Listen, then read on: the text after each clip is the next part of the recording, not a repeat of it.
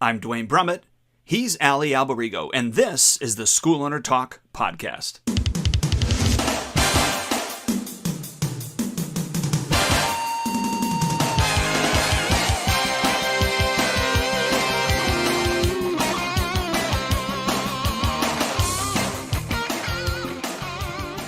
Hello, we are back again. Ali Alberigo and Dwayne Brummett. Ali, welcome, sir. Yes, to you as well. And I have to give you credit. It's so funny. We are like creatures of good energy, but like we could go from a conversation behind the scenes of like, oh my God, life is crumbling around us. And then this music plays and we're like, how are you today? I'm in such a good mood. Life is beautiful, right? But we always have our own little things going on in our world, right? Well, unfortunately, sometimes the crap hits the fan. Yep. And then you turn the fan on. Yep, exactly. And it sprays all over you. Sometimes the fan's already on when the crap hits it. So yep, absolutely, without a doubt. So today's a good topic. I mean, I'm kind of excited about this. I don't know how sexy people are going to think this conversation is. Like we always say, you know, we're like statistic nerds, you and I. We love our numbers. We love, working out the details and that kind of thing. And this kind of falls into that category. But I'm hoping that people really like it because it's really the nuts and bolts of a school, right? What do you think? The topic is follow up and follow through. And I wrote down one of the most widely ignored tasks on our to-do list is this topic. Yeah, I guess, maybe we need to define first, what we're talking about with regards to follow up and then follow through. Yeah. In the simplest of terms, follow up on every lead and prospect until they tell you to stop following up on them. And follow through is following through with that, but also follow through with the tasks that you have on hand for yourself to make your school a success. If you follow up and you follow through, you can't help but to be a success in your school, at least from my opinion. Listen, that's literally the answer to success is what you just said, right? I mean, we could hang up now, right? We could be done. We could, if we could finish it on that and people would actually listen, that would be it. We could just drop the mic and walk away. But it's interesting. And listen, I've learned as I get older, I'm going to be 58 in next month, like within a week, I think, a few days. So I've learned as I get older that sometimes the whole entire concept of people need to do this, they should do that, why don't they do that? And then the definition is, well, because they're not focused, they're not disciplined, they're losers, whatever the answer to that they should is something else. But honestly, human nature is a funny thing. Like, it's really about the body and the mind, right? So sometimes we know what we need to do. We know we need to eat right. We know we need to drink water. We know we need to not do alcohol, drugs, whatever, right? We know what's right, but yet our bodies, our minds compel us to do these things because it's easier or it helps us cope at the time. So I find like this kind of stuff, the follow up and follow through, people will push it away because it's hard, it's tedious, it's something that they don't like, and then they suffer for it, right?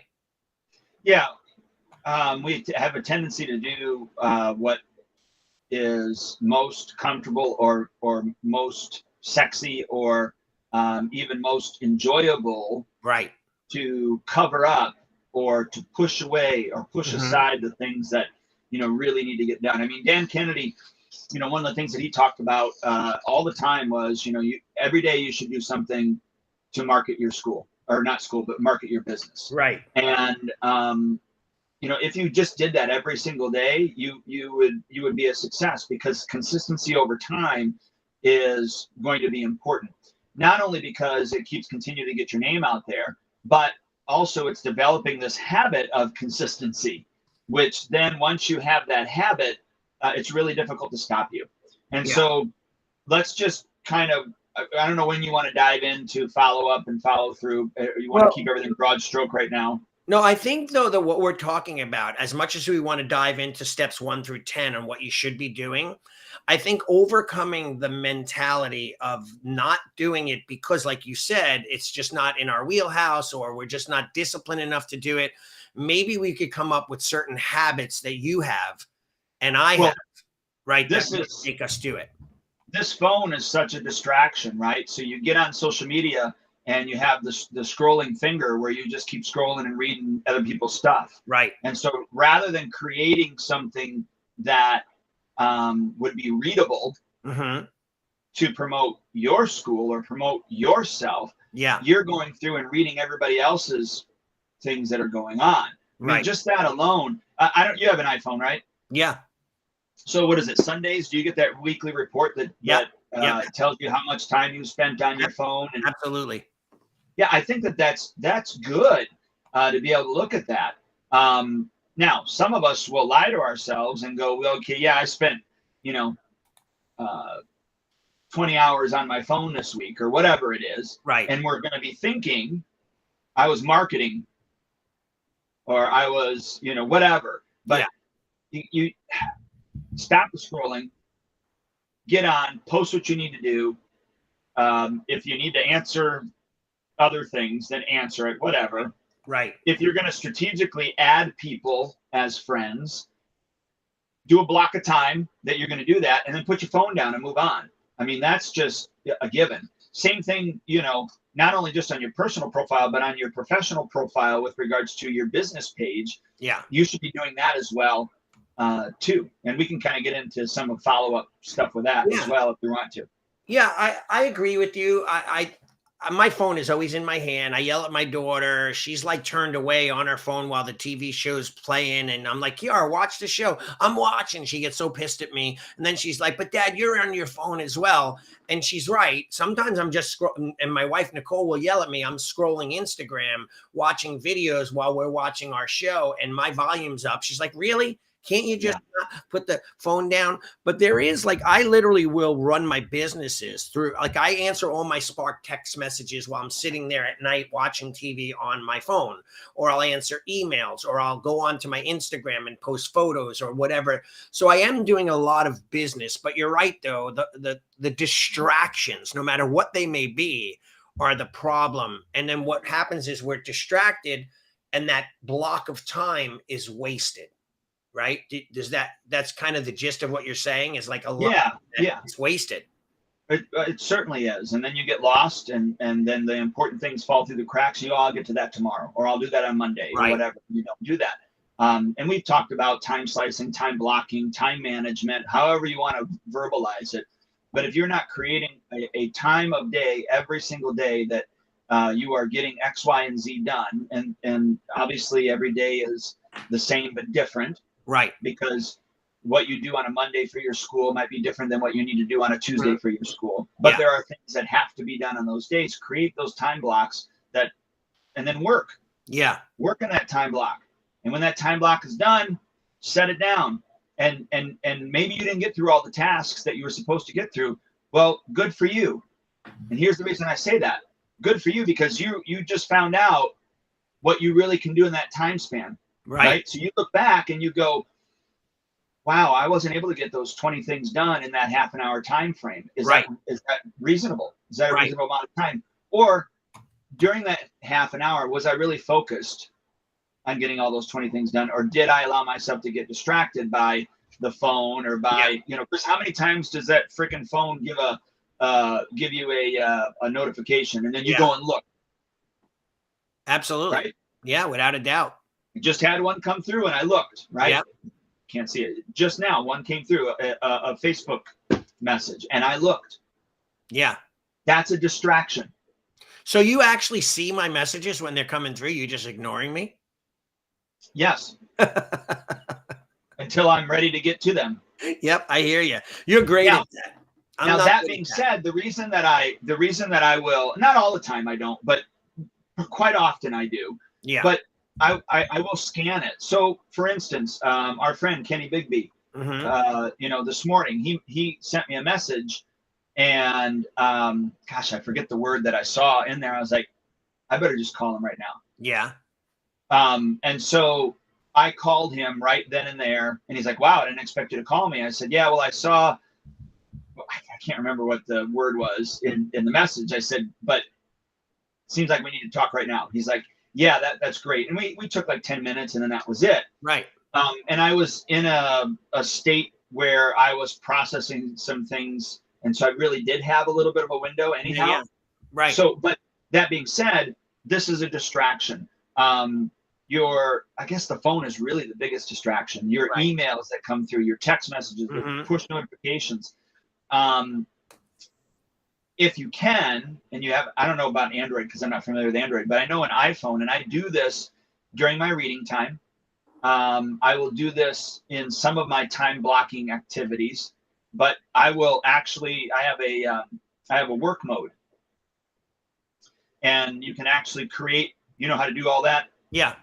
Yeah. So I have a work mode, and the only messages that go through during my work mode are, like I've selected certain people. So my wife, my kids, even my mom, and then my mother-in-law. Right. So if a message comes through during work mode, that will pop up. But other than that, all the other notifications and stuff stop. Yeah. And I've had to do that because, and I don't usually put it on work mode when we're doing our podcast, because I'm not going to stop and do this, as we're talking anyhow. But if you find yourself getting distracted, create something inside of there to allow you to stay totally focused so that you can follow through on the activities that you are looking to do. Yeah, so that would be a good one. I think that, so when people are looking at this follow up and follow through, I think that's really great. That whole entire segment that you talked about is not allowing distractions to take over your time and then waste that block of time. So I think that's important. And there are many ways to do it, which you mentioned, like the phone, blocking the phone out for work mode or whatever time and so on, so you don't get distracted. And then also I think knowing what you need to do is the biggest step, right? So people kind of are like, whimsical when it comes to activities, right? They do whatever comes to them at that moment in time.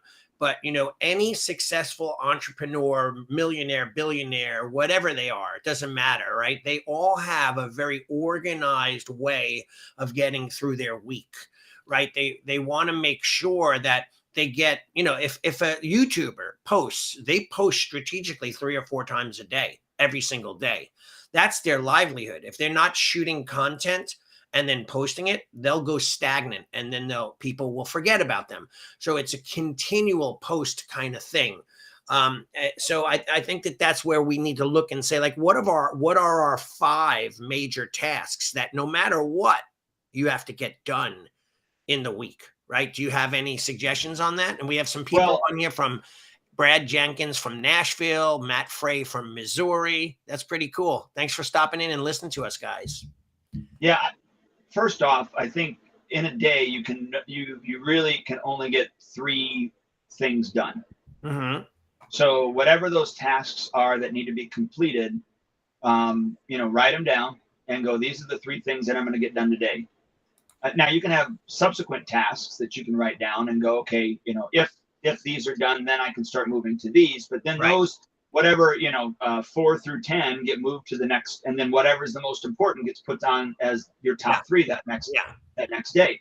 And so if you just follow that, right, you can't help but be a success. Just that. And like you said, when you started, if you're marketing every day, simple little things, putting VIP passes on counters, or in getting in touch with your prospects on your software or Spark or whatever, right? You need to know that those activities you got to do regularly, right? So our last podcast last week, you had brought up about, donations and getting into groups and saying that you have, if anybody's looking for donations for your event or fundraiser, let us know. We'd love to help, right? Mm-hmm. So I took note of that, because we do that. We're just not doing a good enough job going out and getting people. So first things first, here's what I did. And I sent you the site. I created a website. Yes, I saw it. It's amazing. and there's a form to fill out. That's our Spark form, or the survey form. On top of that, I needed to take myself out of the equation. I can't tell you how many times I get people message me in Messenger and say, "Hey, would you donate?" And I go, "Yes," and then I freaking forget. Right. So now I have a website and go, "Yep, we would love to do that. Please go to this website, fill out your information, and my program director will take care of you." Right. Boom. Right. And so I created that follow. So one, I created the website. I created all the follow-up stuff behind. Two, as I created what I'm going to respond with to people's inquiry. Right. So when somebody says, "Can you give to this?" I go into my notepad inside of iPhone, because there's notepads. Right. I have a folder full of responses. I added that as a response. So then I just copy that and then I paste it into that section, into that messenger, and boom, it's done. Right. I love it. Now, I heard that idea and I was like, holy cow, how do I take myself out of the equation, create a follow-up system, get things done? Right. So then I blocked out time to create all of that. And then I also put it into our menu bar on our website. The day after it went on a menu bar on our website, that next morning we had a donation request. You got to love it. Now, not only that, then I created, in that time block, I created some images, a few videos, and then some texts that I put into our future posts on our business page. Right. And now I didn't have time, but what's left on that task is for me to then strategically decide every month, where am I going to put that on our business page and when is it going to be posted? At least once a week, it's going to be posted on our business page, but I'm going to, do some in the AM, some in the afternoon, some in the PM, so they're different. But all of that from just that one idea that you gave me in that call that we had last week. Yeah. And think about this. So let's just quickly, just so that's follow through. Yeah. Let's just quickly just preference what we were talking about, because somebody who's new on the call might not have heard last week. So I basically just said, I will scan local social media pages, moms of my town or dads of my town or yada, yada, single parent, fathers of, and then I join those groups.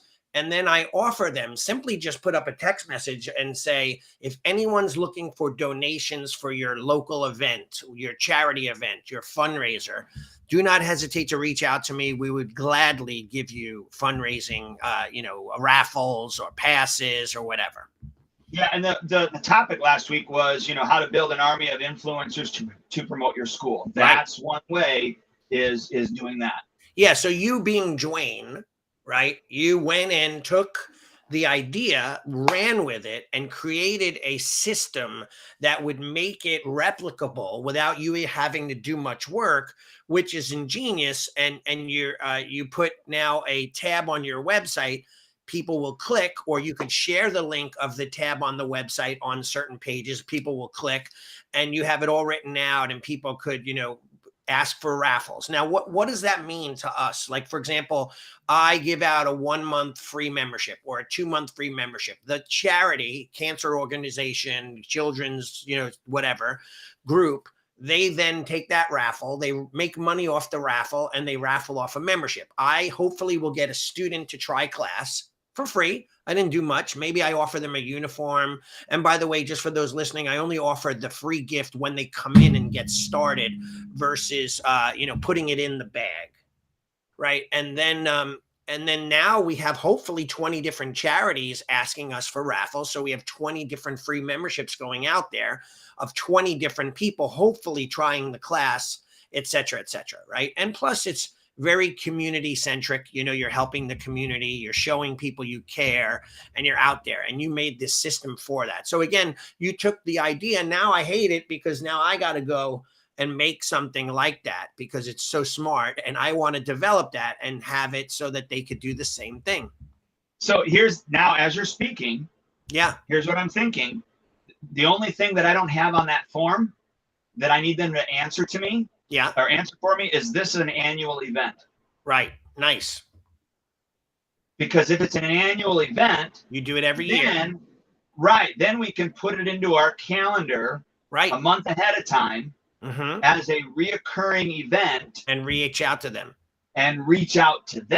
Especially because sometimes Mrs. Smith was doing the fundraiser this year, but she's no longer doing it, and Mrs. Jones took over. Now you'll be able to reach out to them because Mrs. Jones might not know who to go to, so that you're already reaching out. So as you were talking about that, I was like, oh crap, I got to do this too. I love the follow-up system that you put in. So if people are listening and watching this at a later date, just remember that, we want to make sure that this follow-up process is done. Because a lot of times maybe we would, Ali or Dwayne would say, yeah, do this. And then you would do it for a month or two and then forget. So if you have a system that follows up and you have a system for it, you're never going to forget, right? And it's going to be a constant source of, student generation, promotional tools. Yeah. So, and then the other piece to that is, one, they get tagged a certain tag, right? But then two, second to that is that, look, if anybody wants to, don't fill the form out, please. But if anybody wants to look at it, you can go to tristarkarate.com. So TRISTAR.com. I'll put it in the message here. Yeah. And then if you want the direct link, it is tristarkarate.com/donations.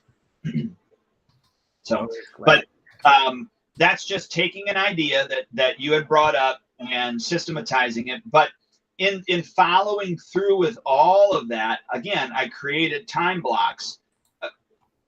Now, there's two pieces that aren't finished yet. The one that I already spoke about, and then two, I got to put this back into, this idea back into the actual survey form. But other than that, it's done. So if you're not time blocking, if you're not turning this off, meaning your phone, if you're not getting rid of the distractions, you really need to do that. One thing that I would encourage you to do is just sit down with a yellow pad of paper and write down the things that you need to accomplish that day, and then circle the top three. Better yet, eventually what you want to get to is write down the things that you need to accomplish tomorrow at the end of the day, right? You do this. What do you need to accomplish tomorrow, and circle the top three. That way your subconscious can be working on those things while you sleep that night. And then you wake up the next morning, not behind the eight ball, right? Because the day already started. Right. You actually wake up and go, okay, I'm ready to go. I know what my top three are. And I also, the next level would be, I also know the time, the time blocks that I'm going to do those activities in as well. So that's how you follow through with what it is that you want to work on and get accomplished in your school. You know what's interesting, Dwayne, too? I think that we are in an industry which has a lot, back in the day when I started 31 years ago, the industry was in its infancy. I mean, websites weren't even really that prominent, barely on the web at all.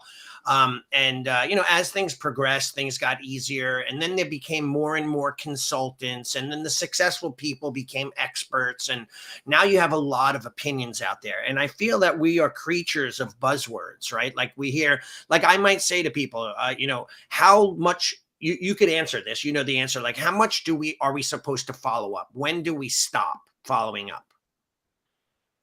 We do not stop following up until they say, leave us alone. Exactly. So I would almost venture to say that 90% to 95% of the people will say that to me when I ask them. And then I said, when was the last time you followed up? Or I look on their Spark.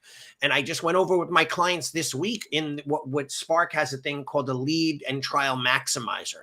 That's like leads that came into your site, people that you typed into your software, someone who filled out a form on the internet, and it goes right into your Spark software. And I look at it, and they have a really cool system. It's like they call it the stoplight system, where it's red if you're not doing anything, yellow if you did something not too long ago, and green if it was something that you just took in action immediately, like yesterday. But I'll look at people's dashboards and I'll be like, nothing's been touched on here for like 3, 4, 5 weeks, 2 months. And then I'm kind of blown away because I always say, and I hate to make it sound like money is the motivator, but if you had $1,000 worth of $100 bills sitting in a stack, but you can't touch it unless you took certain actions, don't you think if you have it sitting there, there's 10 piles of $1,000 sitting on your desk, wouldn't you take action to be able to grab that pile and take it? And people say, yeah, of course. Well, I'm like, well, why aren't you calling your leads? Why aren't you following up? And I just had 3 people, no joke, 3 people this past Monday that came in that were leads from 7 months ago and they have not responded to not one text, not one email. They made an appointment 7 months ago, almost like they ignored us that we even existed. All of a sudden, and here's the weird thing, one of them were like, how'd you get my information? I'm like, you filled out a form 7 months ago. No, I didn't. Oh, okay. I'm like, all right, well, anyway, how do we get you to come in? Oh, great. Well, we love this. We're interested. We're so like almost like they didn't even remember doing that or filling it out or whatever, because the time is right now. Right. So follow up and follow through on all prospects and leads. Anybody, like you say, that raised their hand at one point, filled out a form at a fair, called up and left a message. Keep on following up on them. And, like I said, I don't mind when people say, leave me alone. Yes, because then that costs you less money and time. And I delete them out. I don't want to bother them and be a pain. I'm almost as excited to delete them out than to keep sending them stuff and them ignoring me. But at the same time, there are going to be, maybe a small percentage, 2, 5, 8% that will follow up and eventually join from that stuff. That's so important. I mean, okay, so I had a new, this was 3 months ago, 4 months ago, that I had a new program director. So I have 2 part-time program directors, right? Mm-hmm. One of them works Monday, Wednesday. The other one works Tuesday, Thursday, and Friday. So the one that works Monday, Wednesday, By the way, are they both still doing it? You have 2 people still? And that was, I don't mean to interrupt you, but I wanted to say that was when you weren't sure when there were 2 good candidates. You were going to hire one or the other. We talked about it. And I said, well, we got rid of the other one because she wasn't showing up, but then we did get another one. So yes, you're right too.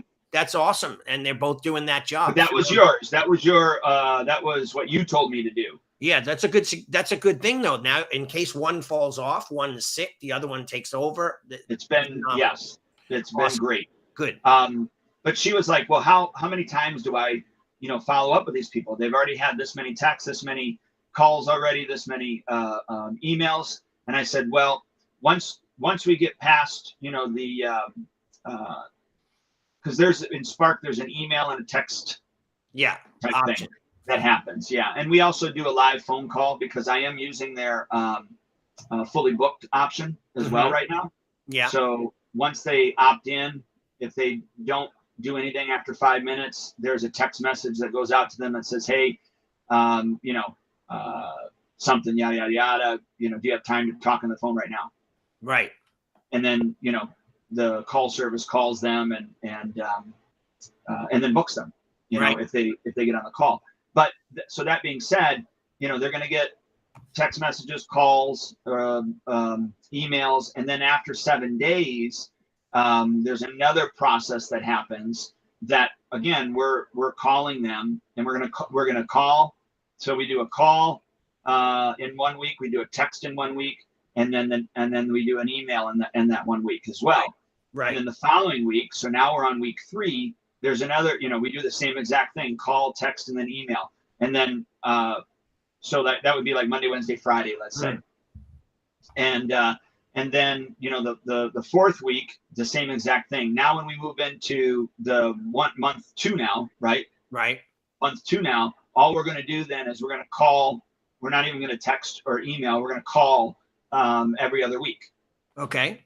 For that month 2. And then when we get into month 3, we're going to just do a text message once a week in that month. Nice. And then month 4, we get back on the calls again, and we just do every other week we do a phone call. But that's all inside of the automations that are set up to follow up, and it just keeps going and going and going and going. Inside of some of those text messages are an automated text message where it says, hey, Not sure if you saw this article on our blog, but we thought you might be interested in it. And so all I did was take things that we've already produced and put them in to those follow-up systems. Yeah, that's awesome. So now we're talking about leads, follow up, follow through, probably the lifeblood of any school, right? So what are you gonna say? Well, look, it's not sexy. It's not fun. Right. But it's so important. And here's how important it is. If you really believe in your product, if you really believe that it can change someone's life for the better, why wouldn't you try to persuade them? Right. Not sell them, just tell them. Mm-hmm. Persuade them to your way of thinking. Yeah. I don't think that that's bad. I mean, I look at my studio the same way. I look at my health coaching business the same way. Mm-hmm. There's been numerous times I've had people follow me. In fact, December, I had a guy sign up on program who's never, ever commented on anything. And he goes, I've been watching you for a couple of years now, and now I'm ready. Right. Yeah. He never commented on anything. Exactly. And I have others that will make a comment. I send a message, they'll make another comment. I send a message, follow up with them, send another message, and 6 months, 9 months later, they're like, hey, what's this whole thing about? Right. No, I hear you. I think there's so that's the biggest probably missing link in our industry is follow up and follow through. And by the way, I'll tell you a quick story. You probably heard this story or read it. There's a marketing guru from years ago. I haven't really heard much about him, but he's still around doing his thing. Is Jay Abraham.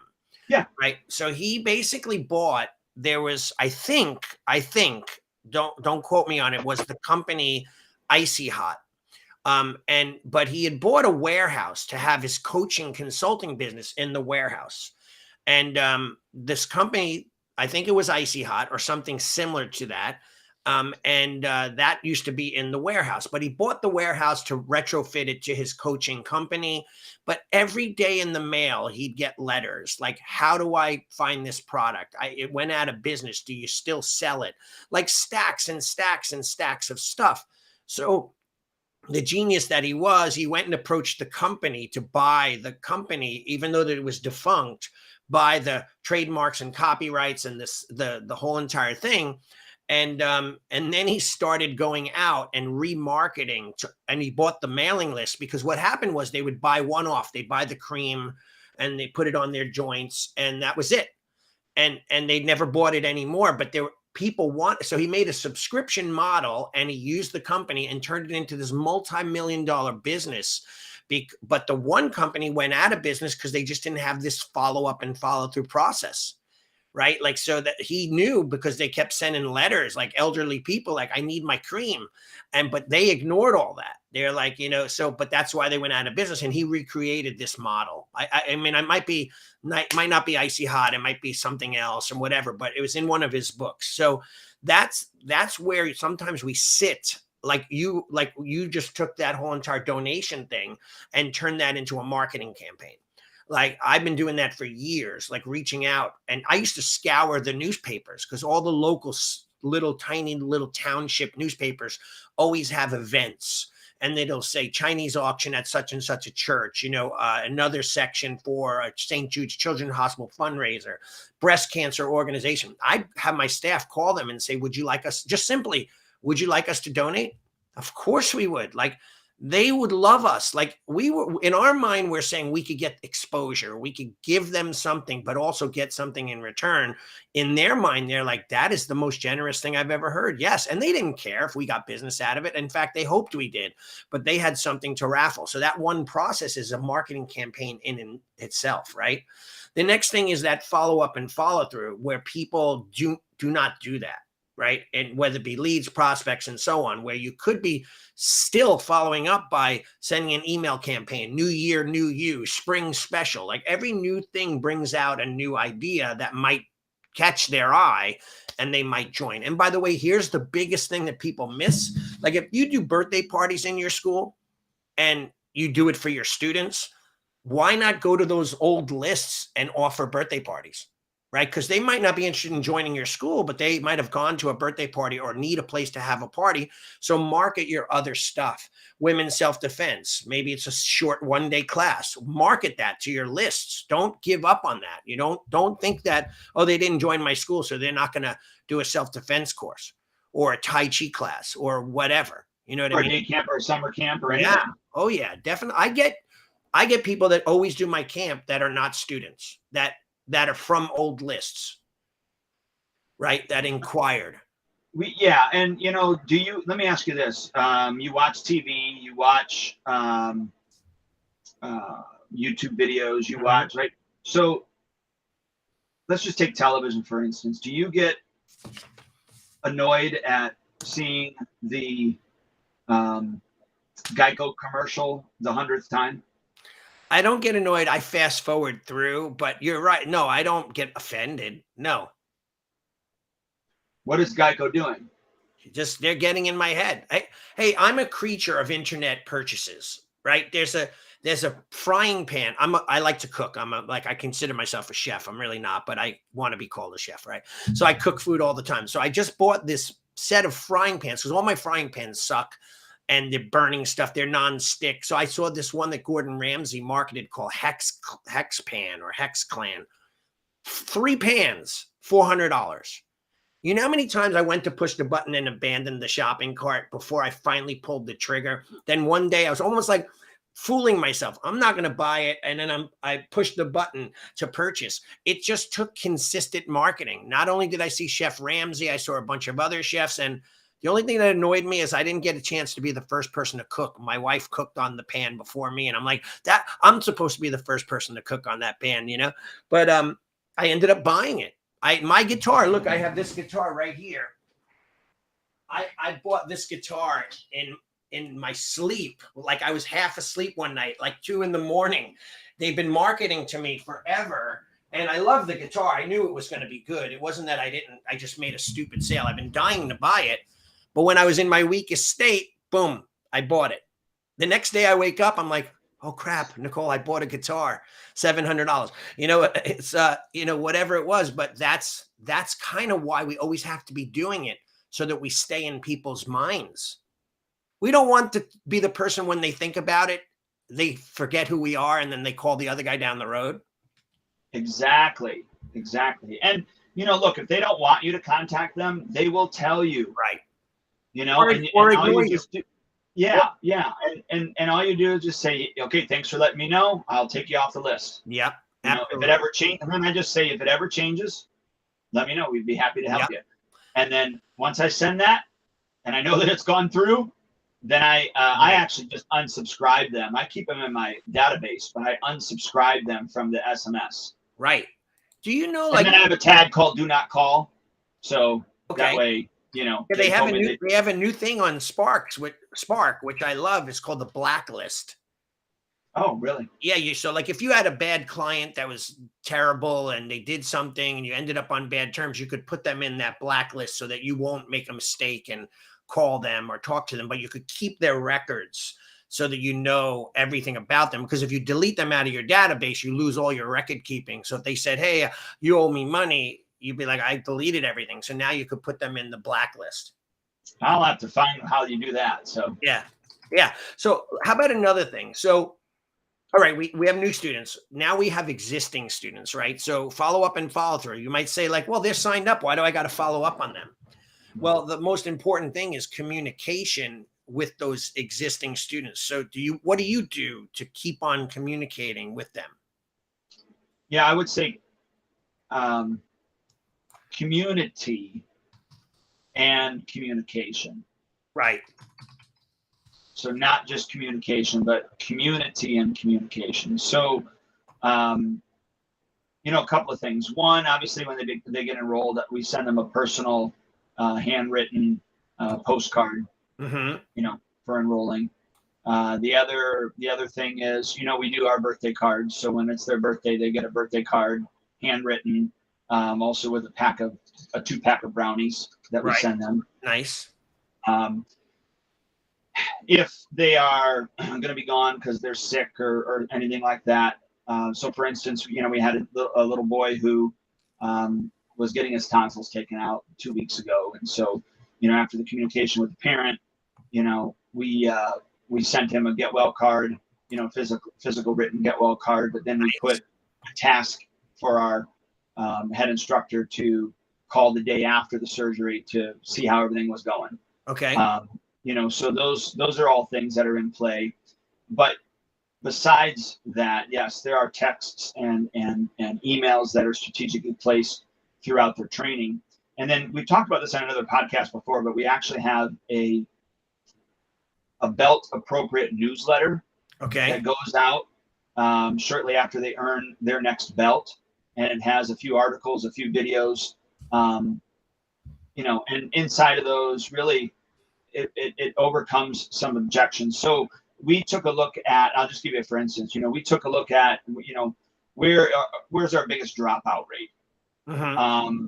And then so for that, or for the belt before that, in the newsletter, it talks about quitting and why quitting isn't an option, right, even though you may think it is. And here's some of the, reasons that people quit, but here's the reasons, that counteract those things. And don't be surprised if you don't feel like that, or don't be surprised if you feel like that, and or your child feels like that. If that's the case, let us know immediately so that we can help them navigate through this. Because what we end up saying is, we've never met a person that earned their black belt that said, gee, I wish my parents would have let me quit. Right.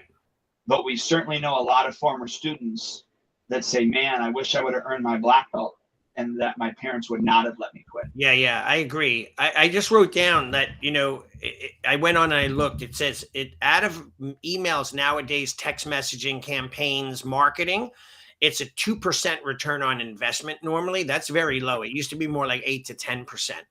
And it said that 3 to 20 times what you put out there. So like if you have 100 emails went out, you might get 2% of that, which is 2 people.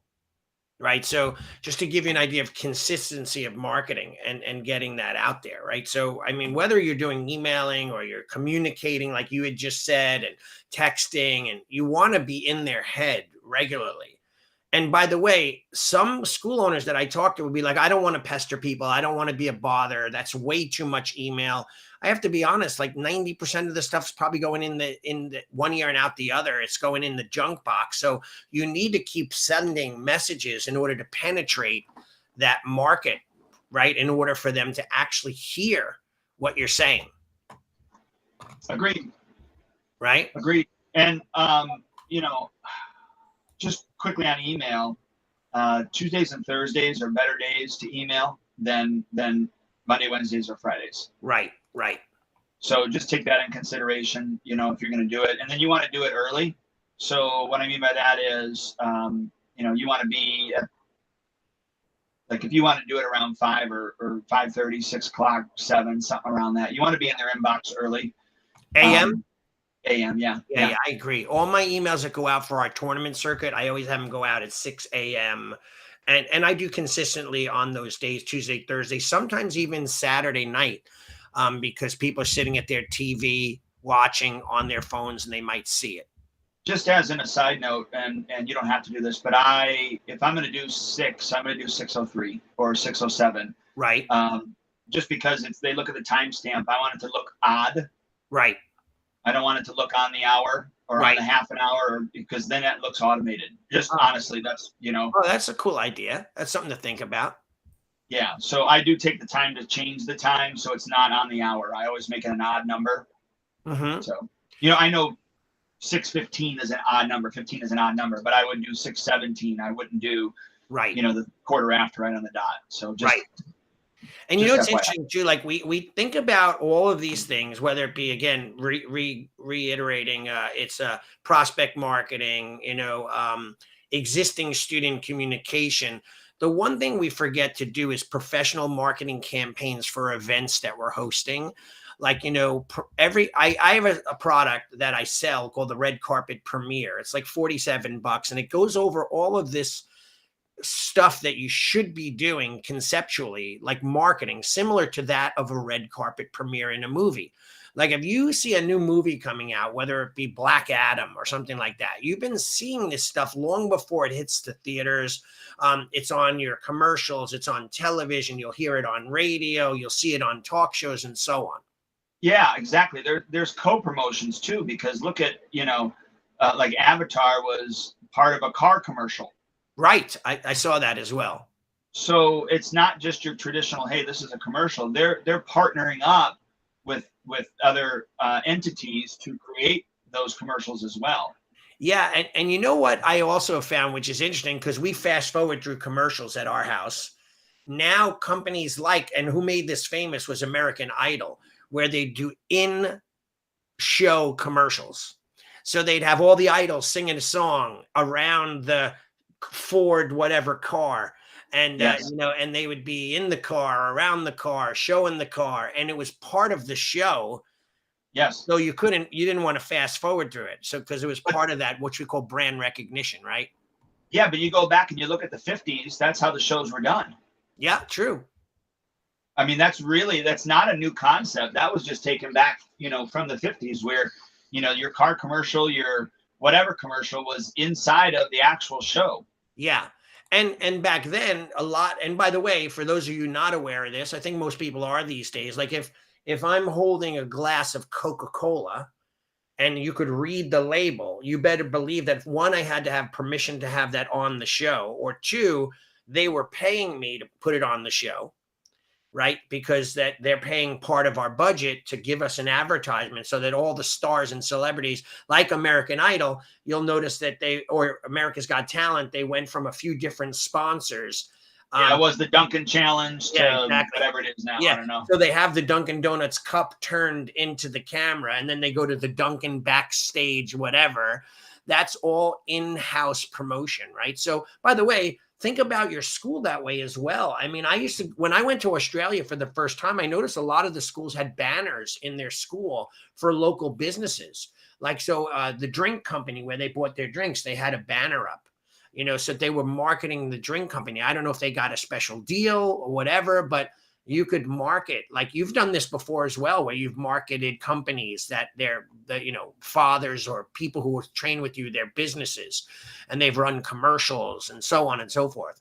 Well, and I think you go back to, like I said, our call that we did last week, how to build an army of influencers to promote your school. Right. You had brought up about contacting, all of your clients and say, hey, what business or businesses are you in that we could cross promote with, and right. I could help you, and if it's applicable, you could help me.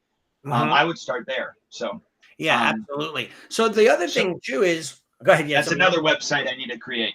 I can't wait to see it so I could steal it and copy it.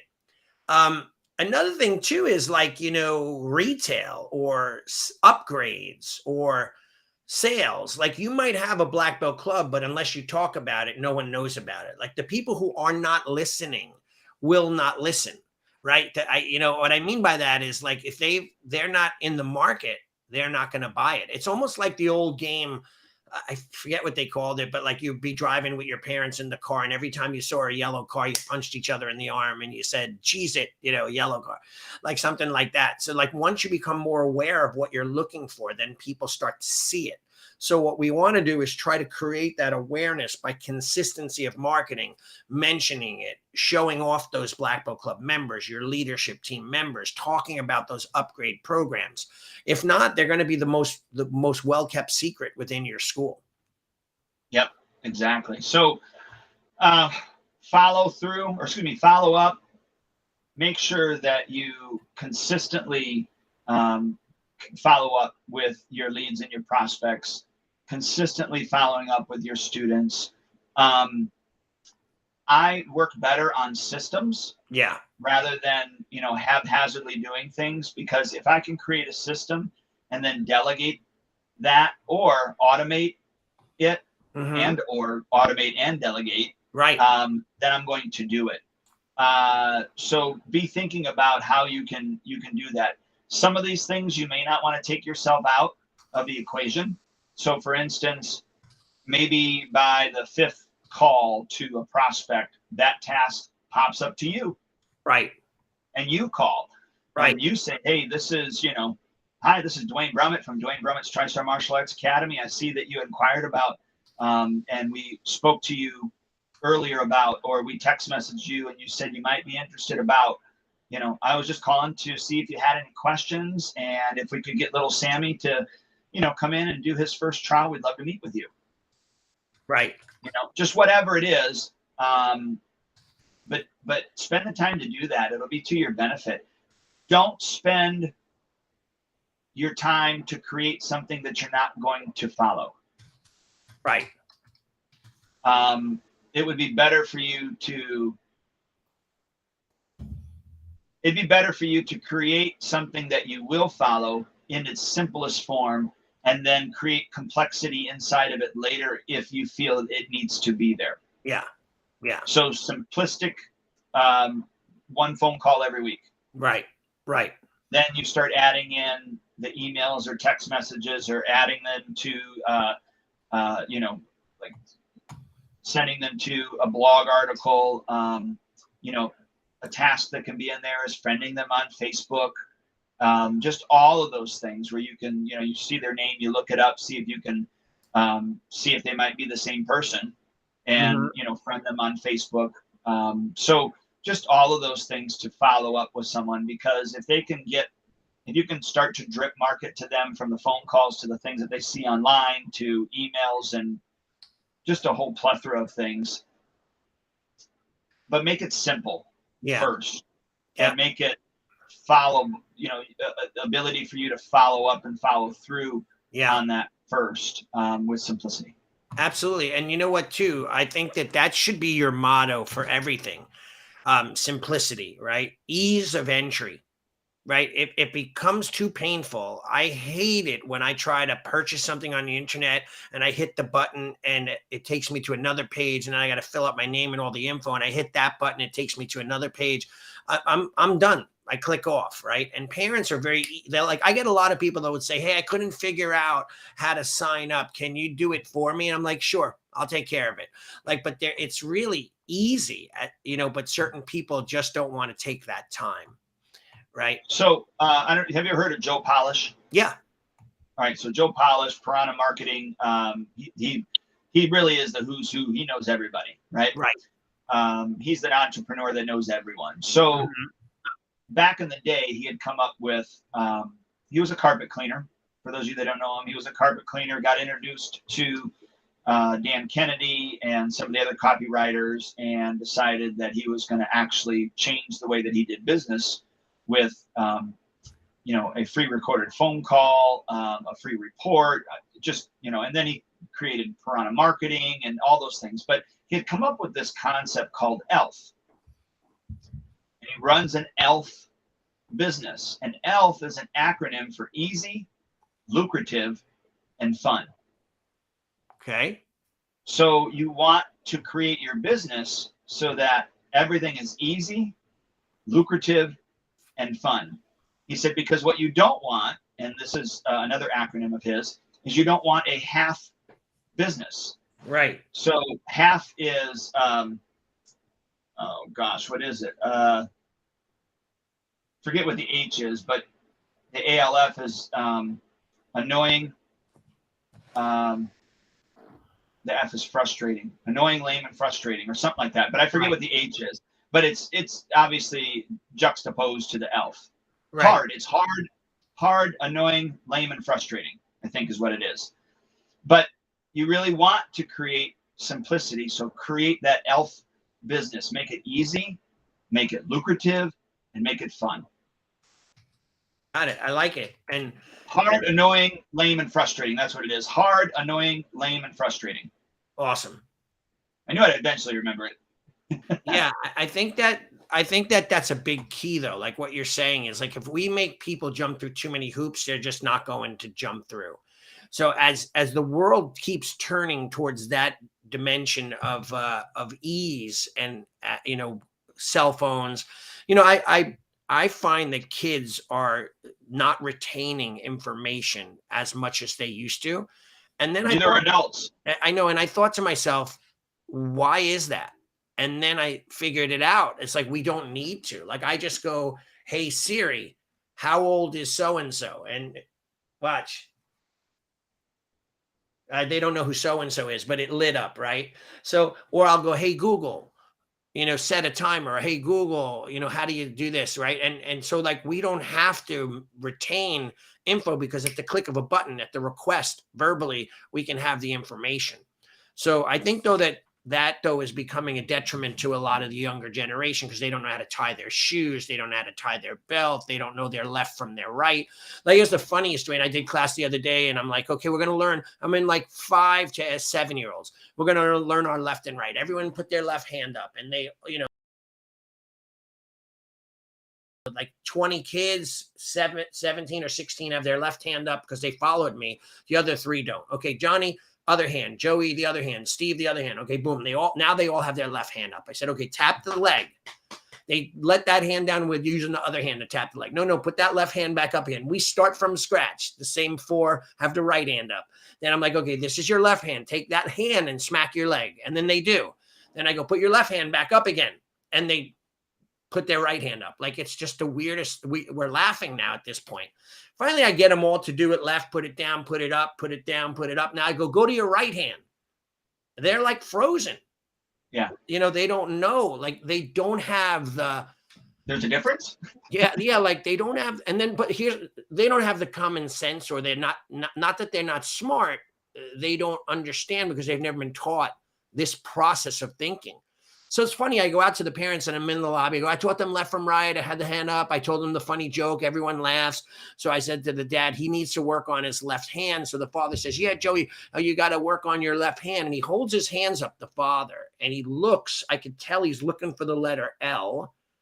And then he goes, your left hand. So I immediately knew the father is struggling with his left and right. Well, when mirroring, right? When mirroring, he was struggling. He was struggling. Like, he had to look for a quick flash to see which hand he had to be able to show him. Like, I don't know if it's just processing. Our brains don't process. There was an old movie called Idiocracy, and it was a funny movie about I forget the stars, but 2 of the guys they were the dumbest people on the planet, so they froze them in cryogenics, right? And then years later, they forgot about them, and the world had gotten stupid, and they defrosted the dumbest people on the planet, and they were the smartest people on the planet now, which was a standard from where it went. It was just kind of a message of where we were going, but quite interesting, right? So we want to try to work with that, type mentality, consistent behavior, explanation, going over and over again, repetitive results, repetitive training, and so on. Well, one of our listeners wrote, "No, your other left." Yep. Exactly. Well, last night I don't let anybody on the floor. I mean, you know this. I don't let you on the floor if you're above white belt. Right. I don't let you on the floor if your belt's not tied right. So I had a couple of yellow belts that couldn't tie the belt. Tie it over. And then I go, you realize you keep tying it the same way, and I keep telling you to tie it over. So obviously you're doing something wrong. So take a look at how you're doing it, and maybe do it differently.